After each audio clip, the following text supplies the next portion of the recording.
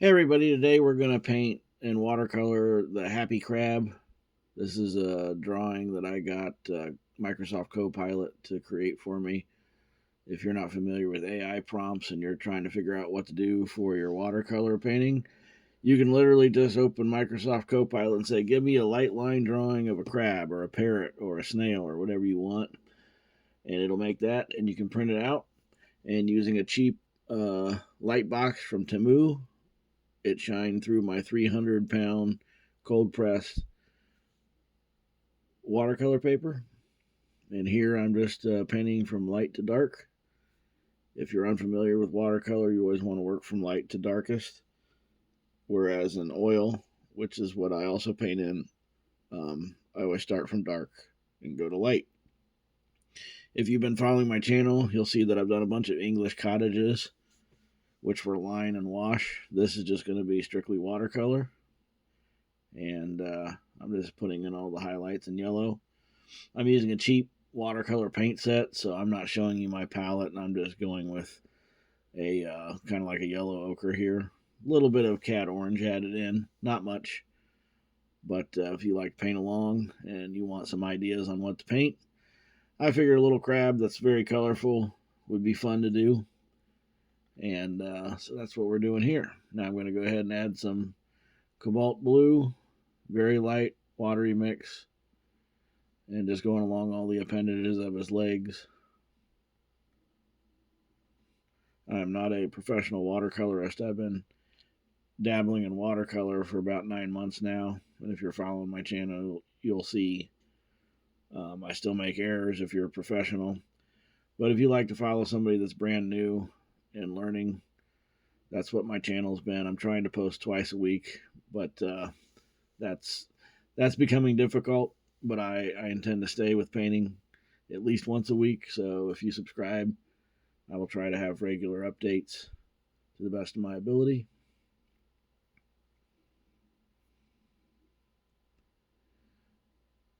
And if you're new to watercolor, you'll find out that it's all about controlling the moisture of your paper. You'll see me use a paper towel a couple times in this painting to dab up water and actually erase some of the paint because I get too much on. And that's as simple as just blotting it with a paper towel before it dries.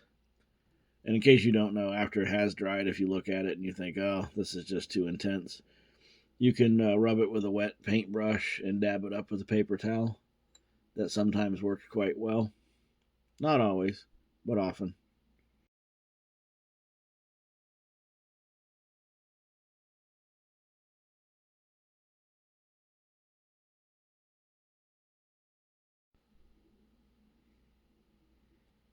And in watercolor, you should use the biggest brush that you can control things with. I'm using a number 6 round here.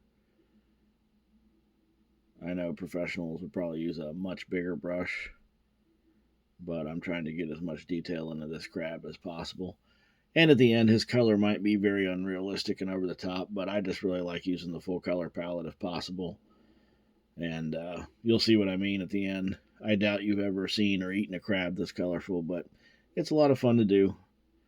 I wanted to include all the primary and secondary colors I could. And at the end, I tried to make a realistic wet sand that he's walking on. You'll see at the end. But I would love your feedback and comments. I have a lot of people that are watching my shorts and a few people watching the videos. So there's obviously some sort of breakdown there. I have to figure that out still. But if you'd leave a comment, positive or negative, I would be interested in your opinion of it. And if you would do anything different. And if you're seeing me make any errors because you're more experienced than I am open to criticism. You won't hurt my feelings. I'd love to have some feedback if you're watching this video.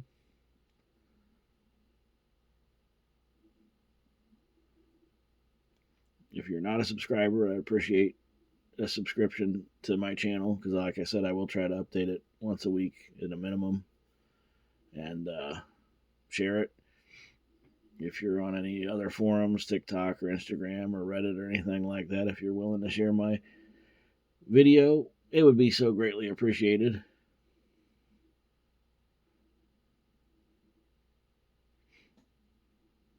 I have some oil videos that will be coming out soon too.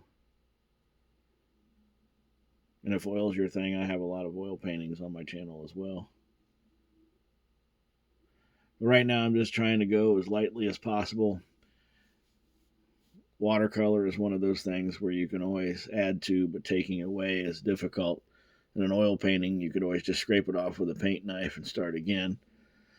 So that's why this watercolor is going to take a lot of time. It was painted over a period of 3 days because you have to just let it dry and then dry thoroughly. You can't let it be damp and then try and add paint to it next to a wet field. That's just going to wreck it. And as you saw there, I kind of let the paint bleed into the paper all around. I get the area wet first, and then I go pick up a dollop of pigment and drop it in there. And that's cool because the crab's coloring is splotchy anyway. It's not real precise like a coloring book. It's heavy and light in different areas, and that's what I'm doing here with his head in dark red and light red. And this was a lot of fun to paint too. I'm intending to paint some birds and some fish in the future with lots of colors because it's just fun to just mess around with all the bright colors. I'm going to have to get a new paint set here soon because I've almost used up my first set.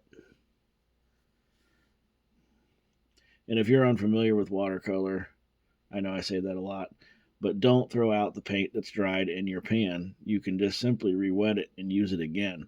I see a lot of people on YouTube, they will wipe out their paint cup completely, and I just have tons and tons of paint cups. They're cheap to get on Temu.com, and I let, if I mix up a certain color of purple and I don't use it all, I let it dry in the pan.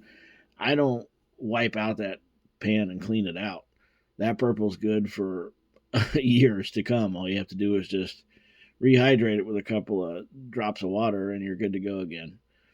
And if you paint flowers or something like that, it's nice to have a whole bunch of mixtures of paint. When I become more professional, I'm sure I'll just mix up what I need. But right now, I'm not wasting anything. And as you can see, I'm going in here with my red.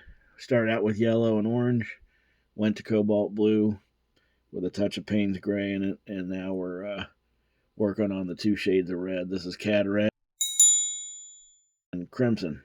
So those are the colors. Like I said, it's a generic paint set. It's not made by anybody famous that I can give you actual part number or something like that. But if you're liking this so far, please consider subscribing and pushing that like button.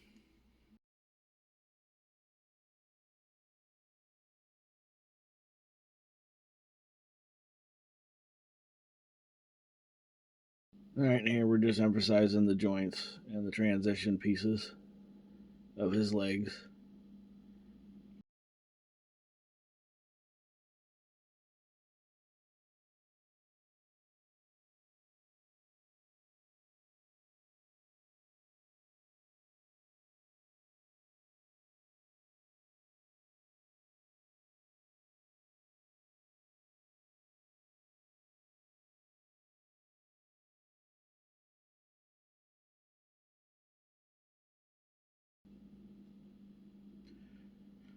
And when I'm going back in adding more red, that's the darker part where it's the shadow side. So like I said before, you can always add, but it's hard to take away. So as you paint, you're just building up layer after layer after layer. One of my English cottages had, I think, 9 layers on it at one point. And it's just one of those things where you paint for 20 minutes and walk away and let it dry, and then come back and paint another area for 20 or 30 minutes and let that dry and go back to another section. Watercolor is actually convenient for people who are busy. An oil painting, it takes months to dry, so I can work on a painting straight for 5 or 6 or 8 hours, no problem. But if you have kids, job, things to do, laundry to do, dishwasher to do, unload, whatever, watercolor is good for that. Paint a little bit, go take care of some stuff, and come right back to it. Right now I'm putting in the little bitty spots of pigment that are on the legs and shell of the crab where the color breaks up. And I'm just using the fine point of my number 3 brush, I believe, here, going at different angles to make those spots. And I'm adding clean water to transition some of the lighter pigments of his structure.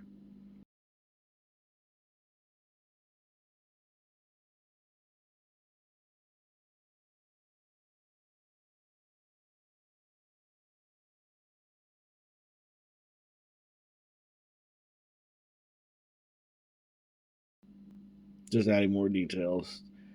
It's so tiny, some of them you won't be able to see.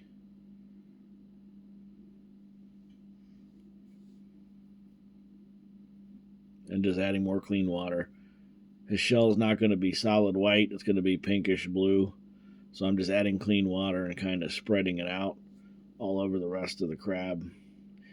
Okay, and here we have it dry. Got my light back on. Had to recharge it, it burned out. And we're just slowly building it up. As I said, he's a very colorful crab. He doesn't really pop off the page until we add the wet sand behind him. And that'll be the very last thing I do.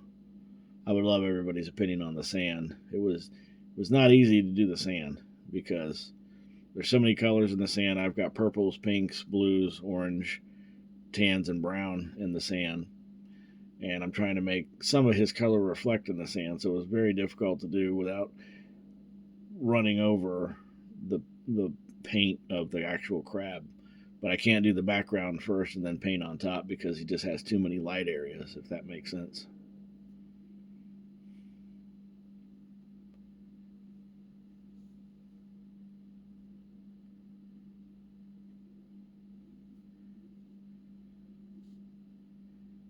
And just working on his claw here.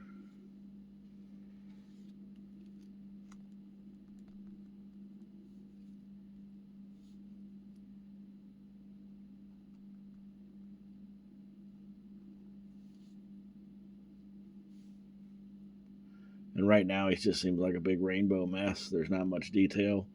But once you get to his appendages and I start emphasizing the joints of the crab, I think he'll start to pop out more and make more sense to you if you're watching this.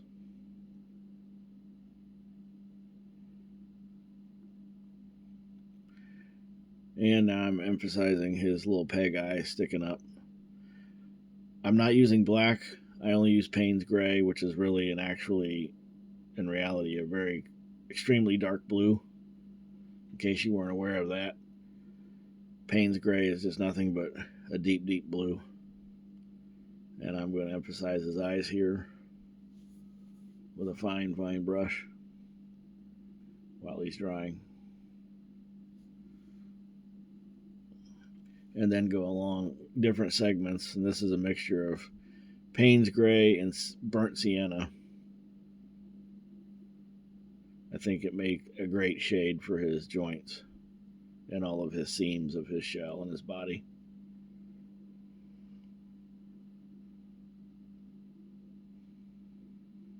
If you haven't ever seen one of these in person, you should go to the ocean to watch them. They can really haul. They'll go fast. If you catch one, you are a quick person.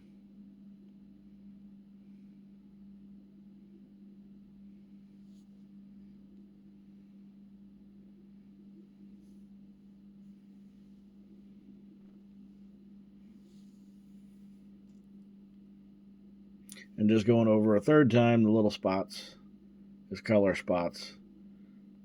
It's like where the color breaks up. I know on octopi they're called chloroplasts, I believe, little dots of color, but I don't think they're called that on a hard shell crab or a soft shell crab, whatever kind of crab this is.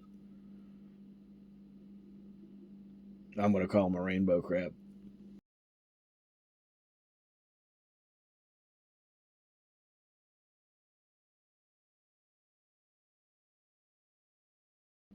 And this painting is sped up at 2 times.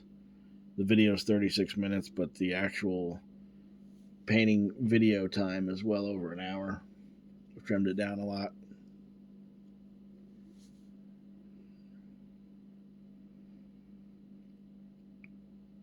And if any of you have interest in this line drawing being available for download, by all means leave a comment below, and I could probably set something up like that for people for it to be free.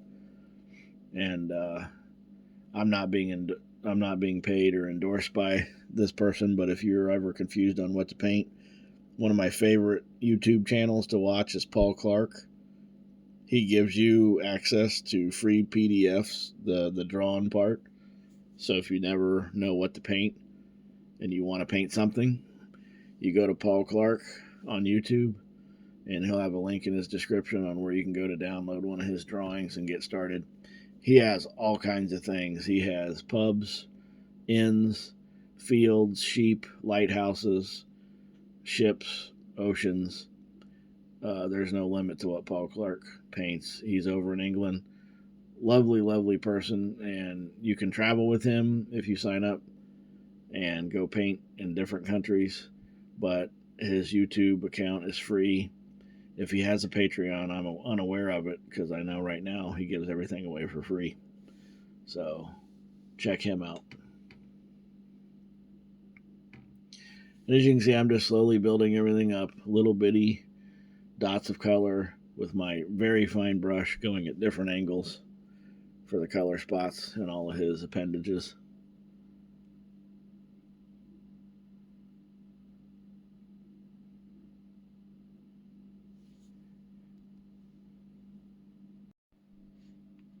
And here you can see I'm just filling in his leg some more with more shadow color at his joint appendage joint, I should say.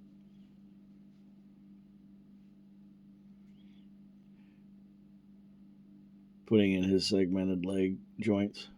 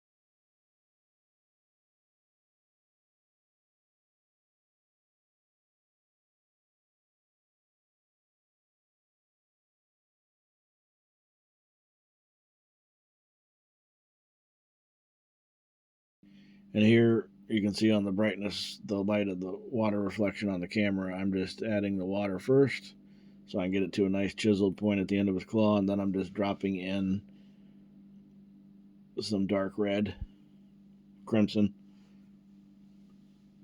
And the reason I do that is because the color transition in his claw and his foot, so it doesn't have to be an even disbursement of pigment. I can just let the water do the work, as they say. And same thing on his claw here. Just getting it wet, dropping in the color, adding more dark crimson to the already red shell. It's kind of like freckles on your crab, if you will. This is like the third or fourth time I've done this. And every color does that, so I'll be doing that over and over and over again as it dries.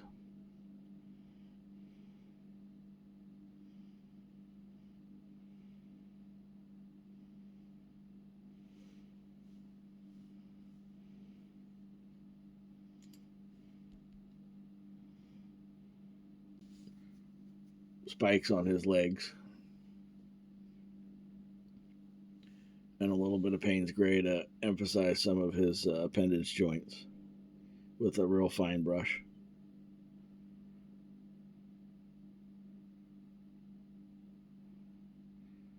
And then add more of those leg freckles.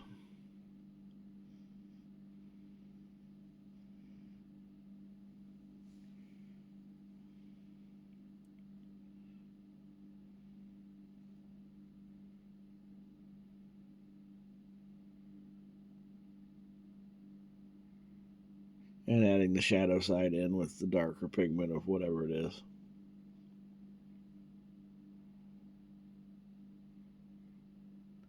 And if you're ever trying to figure out if your painting is too bright or too dark, what you ought to do is look at it with a mirror, because that will teach your brain to see it like you've never seen it before. If you keep looking at it and you never look at it from a different angle, try using a mirror, turning around using a mirror to look at it over your shoulder, or taking a picture of it with your cell phone camera and then looking at the picture of it on your cell phone. Right away you'll see, oh, this line is way too dark compared to everything else. This area is way too bright. I need to tone it down. You should try that trick if you've never done that before. I learned that from Daniel Edmondson. That's one of the first people I learned how to paint from when I was learning how to paint in oil colors. He said a lot of artists will just step back and stare at their canvas, but if you turn around and look at your canvas with a handheld mirror like you get at a barbershop, hold it out in front of you and look behind you, you will see so many things wrong with your painting, and that will really help you correct the brightness and darkness of your painting so that it will stand out and be more 3D to you.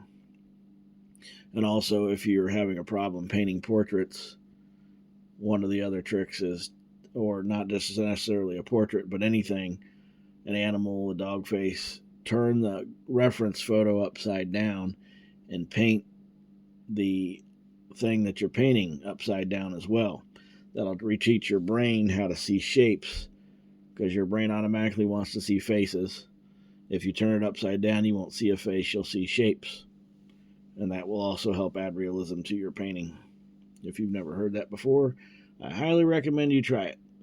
It does work.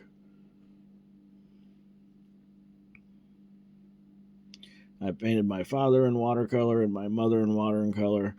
I will make a video about that. I don't have the video paint along, but I would like to talk about how I went about painting those two portraits, because they were my very first portraits I ever painted. And people who know my father thought it was a pretty good likeness.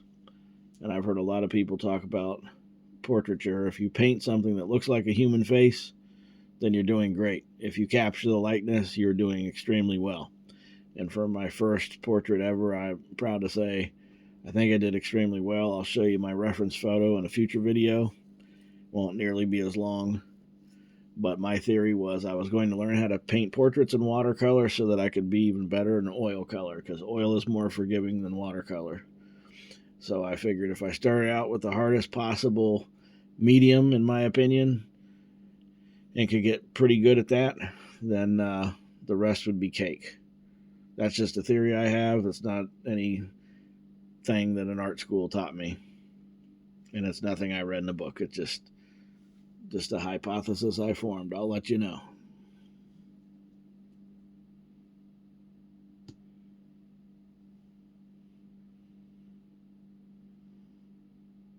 And this type of painting is really a labor of love. You have to just keep coming back to it over and over again. And then you can see how much buildup there is. This is not something, I know some people, some young people that have looked at my painting and said, oh, well, I could have painted that in 10 minutes. I'm like, well, maybe you could. I hope you can if you're that great. But watercolor really does need time in between for it to dry. Otherwise, you'll just get a big muddy mess. And I think you can tell from his legs that each area is its own color. Now what I'm doing here is I'm wetting everything with my little paintbrush. And this paintbrush, she doesn't endorse me, but this is a Rosemary & Company paintbrush. I use this all the time. It's got that nice chisel point. I can get in the tight areas, as you can see, and I'm soaking the whole top of the page, because I'm about to drop in what I would consider my sand color, which is going to be a little bit of yellow ochre, raw sienna, and burnt sienna, with just a very slightest touch of Payne's Gray. I put Payne's Gray in everything. Like some people put hot sauce on everything, I put a little bit of Payne's Gray in everything. And as you can see, it's pretty bright.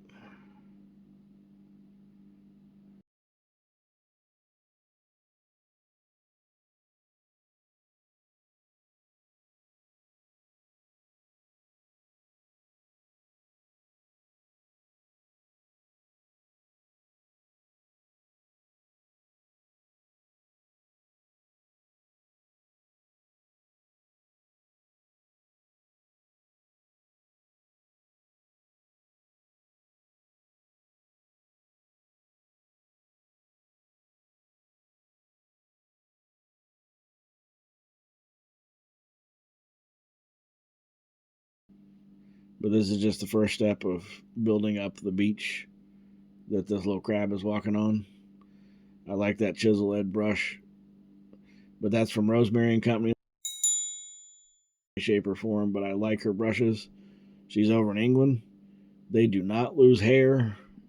I do not buy brushes from the craft stores anymore, even though they are, well, they're not all cheap at the craft stores, but the ferrule comes off the stick, the paintbrush, the hairs come out in my paintings all the time.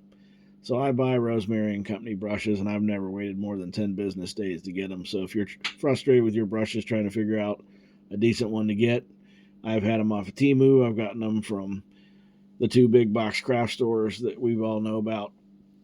And I like Rosemary and Company.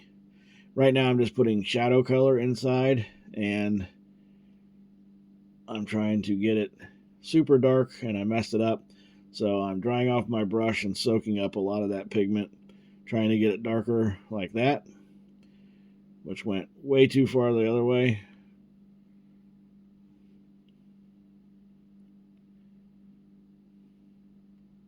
But that's what I'm doing, sopping it up. I'm putting shadow color underneath his claw and his foot. And that's another thing I do that you'll see in my painting videos. I'm always spinning my paper around. Every other watercolorist I know tapes their paint to a board and will move their board around. I don't do that. Maybe I should do that. Maybe it'll enhance my painting, but that's just how I'm painting. I like to spin my paper around. And I've never found a tape that sticks. People say use blue painter's tape, green frog tape, Paul Rubens painter's tape. None of it has ever stuck for me. So maybe I get my paper too wet. I don't know. Maybe I take too long. But tape doesn't work for me.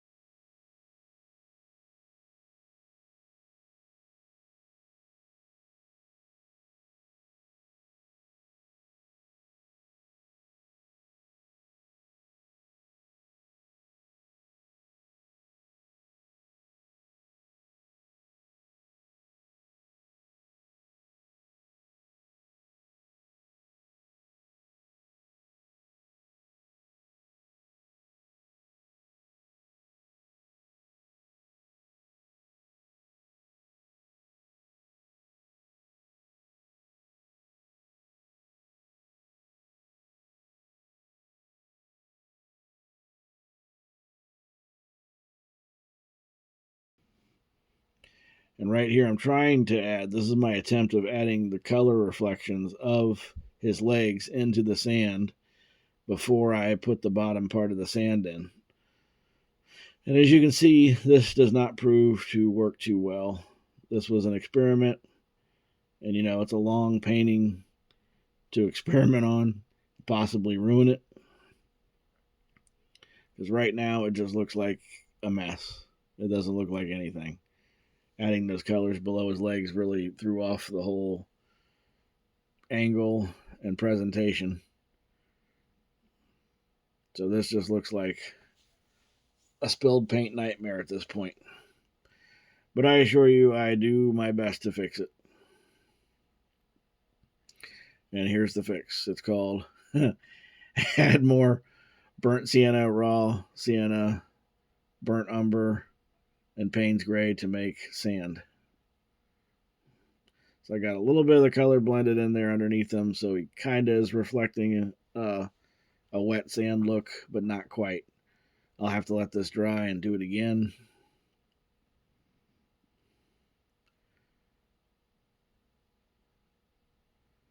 And right now I'm covering it with another piece of paper to do the classic watercolor artist splatter onto the paper.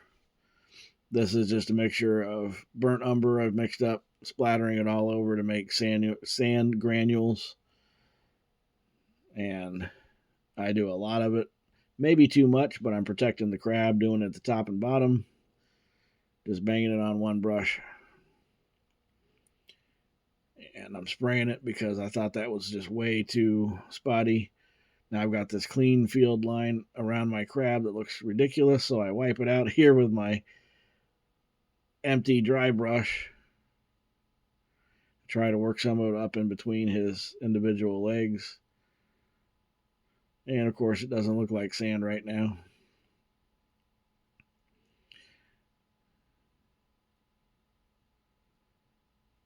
This was difficult, and I was kind of in a panic because I didn't want things to get ruined.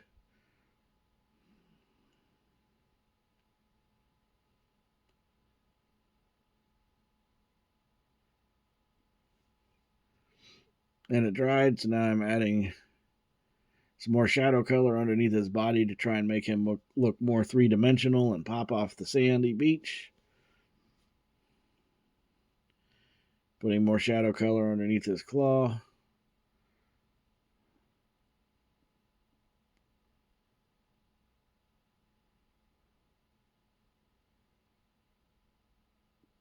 And I'm not taking my own advice because I'm trying to add in more shadow color where it's already wet. And all it's doing is bleeding out because I have no patience. If you have no patience and you're trying to be a watercolorist, you're going to learn patience real quick or you're going to ruin a lot of paintings. You'll have to let me know at the end if you think this is a ruined painting or not, or if it's worthwhile in watching. I suppose the YouTube stats will tell me that as well. But if you have any comments, please leave them below. I will respond to all the comments that I get.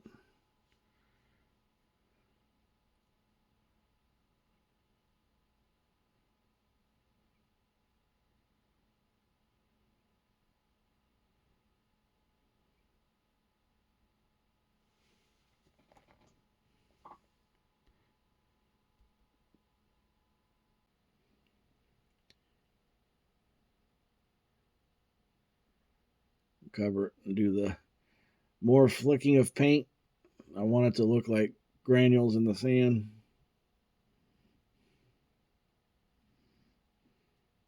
But protect the crab. That's just more burnt sienna and raw umber. And I think a little bit of crimson red is thrown in there too.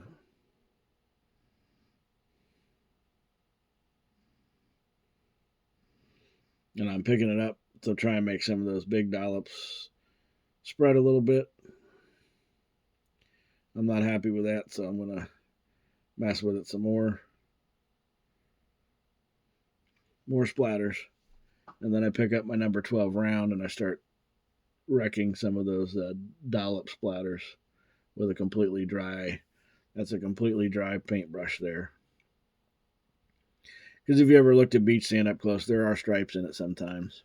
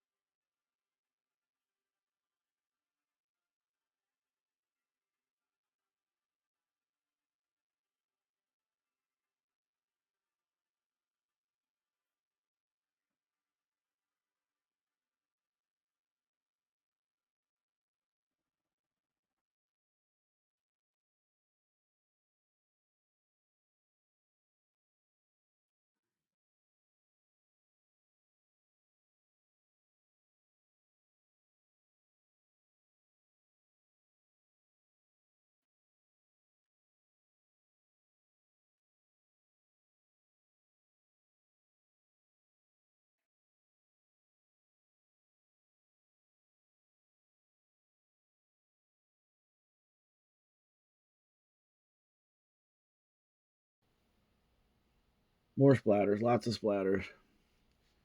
You have to let me know if you think this looks three-dimensional at all or if he looks flat. Trying to splatter some granules of sand in between his claws there. It's difficult to do without ruining them. Everything is wet, so I'm trying to flick it off there. But I appreciate you watching this. I thank you for your time.